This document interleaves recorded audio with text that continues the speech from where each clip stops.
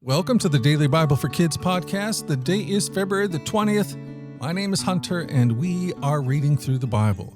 Kids from all around the world gather here to listen to these amazing stories from the Bible, from Genesis all the way to the book of Revelation. And today we are back in the book of Numbers. Almost none of the Israelites would trust in God. Would Joshua and Caleb be able to make them change their minds? Let's read about it from Numbers 14.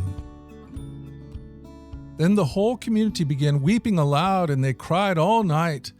Their voices rose in a great chaos of protest against Moses and Aaron. "If only we had died in Egypt, or even here in the wilderness," they complained. "Why is the Lord taking us to this country, only to have us die in battle? Our wives and our little ones will be carried off as plunder. Wouldn't it be better off for us to return to Egypt?"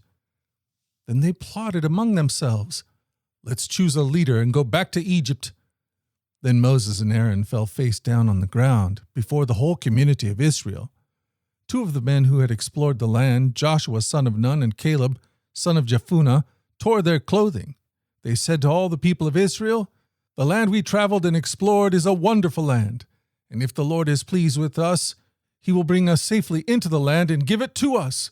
It is a rich land flowing with milk and honey. Do not rebel against the Lord, and do not be afraid of the people of the land. They are only helpless prey to us. They have no protection, but the Lord is with us. Don't be afraid of them." But the whole community began to talk about stoning Joshua and Caleb. Then the glorious presence of the Lord appeared to all the Israelites at the tabernacle. And the Lord said to Moses, "How long will these people treat me with contempt?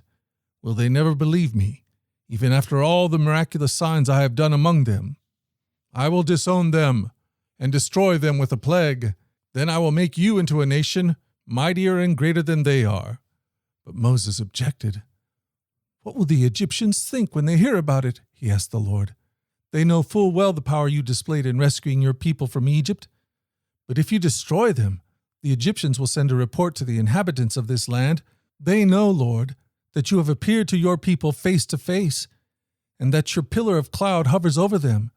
They know that you go before them in the pillar of cloud by day and the pillar of fire by night. Now if you slaughter all these people with a single blow, the nations that have heard of your fame will say, 'The Lord was not able to bring them into the land he swore to give them, so he killed them in the wilderness.'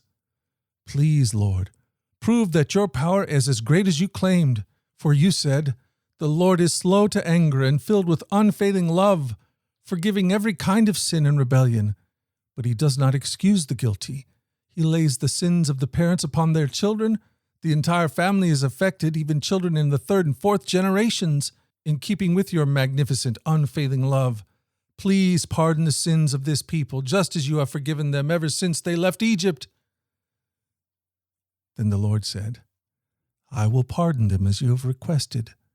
But as surely as I live and as surely as the earth is filled with the Lord's glory, not one of these people will ever enter that land. They have all seen my glorious presence and the miraculous signs I performed both in Egypt and in the wilderness. But again and again they have tested me by refusing to listen to my voice. They will never even see the land I swore to give their ancestors. None of those who have treated me with contempt will ever see it." Wow, what a sad story. After seeing so much of God's glory and his power, they were still afraid, and they were still rebellious, and they were never able to enter into all that God had for them. Moses failed to lead these people into the promised land. But where Moses failed, Jesus will not. He will help us to overcome any fears that we might have, and he will succeed in leading us into the life that is ours in him. And that, my friend, is good news. Well, hey, we've done it. We've done it again. We've spent another day in the Bible, and I plan on being back here again tomorrow to do the same thing. Lord willing and the creek don't rise, I plan on being here. Until that time, let's go forward in God's joy. Let's let his joy be our strength. And let us always remember this, that you are loved. No doubt about it. Alrighty, I'll talk to you again tomorrow. You guys take care.